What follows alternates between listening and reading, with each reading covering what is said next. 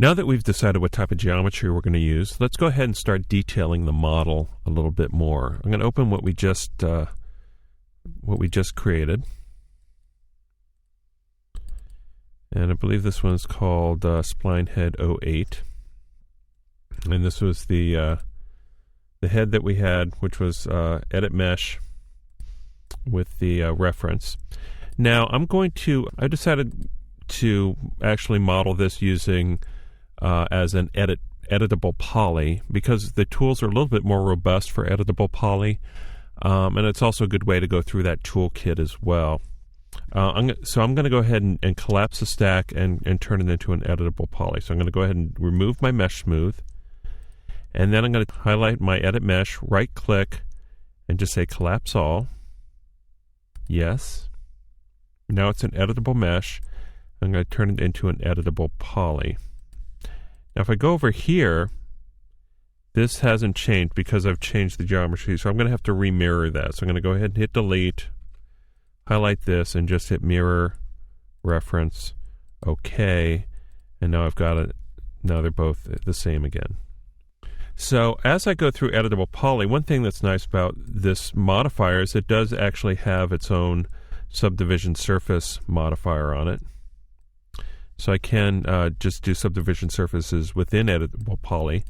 But actually, I don't like doing it this way. I mean, I like doing it this way when we render, but when I model, it's always so hard just to scroll down here and get into this. So what I like to do is just toss a mesh smooth on top of the stack. So go to Modifier, Subdivision Surfaces, Mesh Smooth. And then I can turn that on, and then if I ever want to see what it looks like mesh smooth, all I have to do is just toggle this show end result, and it's so much easier to get there. Of course, if you wanted to, it's exact same way as using the mesh smooth down here, but just scrolling is not my idea of fun here. So what we should do is let's go ahead and start detailing around the eyes first, and then we'll work our way around the head.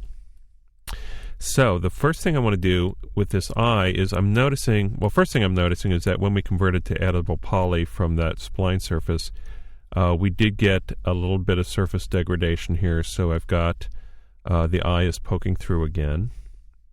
But also, and probably more importantly, is that this is just a polygonal edge. So really it does look like a piece of paper. We want it to look like flesh.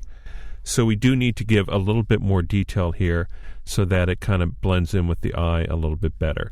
Easiest way to do that is just to extrude these edges here. So I'm going to go ahead and I can either select an edge at a time, but because this is along the edge of an open surface, I can also use this great little tool called Border, which selects them all. Now that's one thing that Editable Poly has that Edit Mesh doesn't. So all I have to do with this is just extrude those edges. So I just hit extrude, and I can either hit extrude here, or I can hit this little box right next to it, which brings up all of the settings, which I like to use. Now the first thing we want to do is we want to take the extrusion height down and to a negative number, and then the extrusion base width is actually, you want to make that 0, because what we want to do is preserve this initial edge here, or that initial border. And then the extrusion height, actually you don't need to extrude it that much, just enough to get past the surface of the eye. So I'm going to make it maybe about 0.6 or so. Looks like a good number. So hit OK. And now we've got a little bit of detail around the eye. I'm going to go ahead and fix, I'm going to turn on my mesh smooth, and I'm going to go ahead and move some of these vertices forward here to fix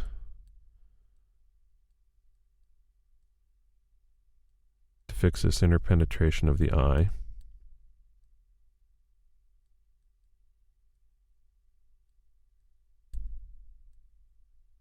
Okay, that looks pretty good.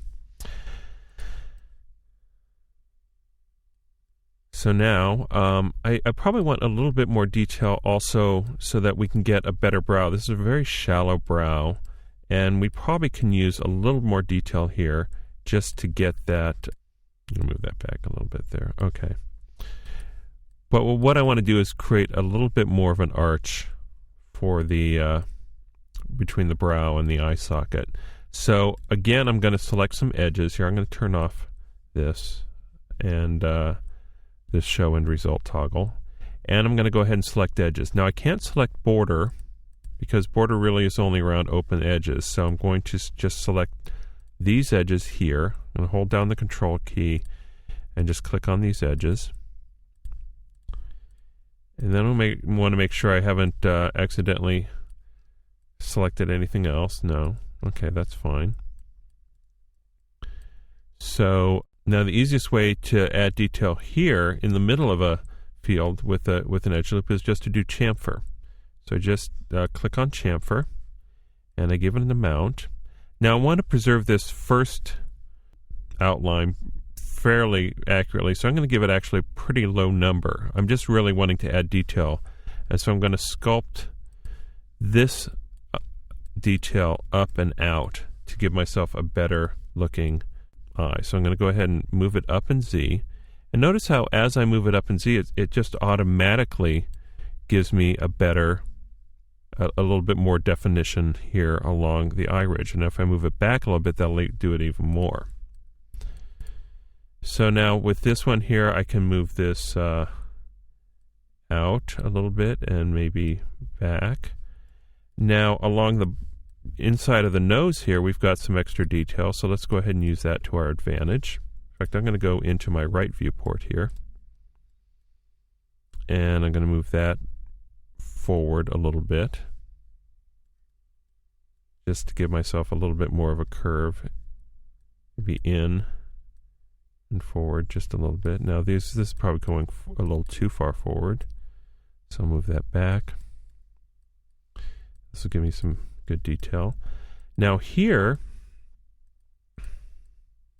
this extra detail, now you can use that to create like a crease under the eye. A lot of characters do have kind of bags under their eyes. This is a good way to do that.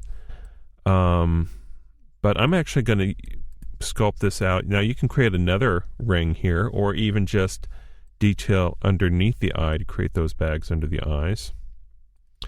But what I'm going to do first, I'm going to fix that there, okay, is grab these here, these 1, 2, 3, and I'm actually going to use those as almost a replacement for this level, because I want this to actually start defining the cheek better. I need more detail in here because her cheeks are kind of flat and not really very feminine at this point. So I'm going to rotate those, move them out just a bit, and then I'm going to take these consequently and do the same and actually move them down. So really what I'm doing is I'm pushing the detail down to get more vertices in here so I can get a rounder, so I can actually get a round profile to the cheek. So now if I look at it, probably the best way to look at a cheek and to modify that is to actually look at it kind of from a back 3/4 view here.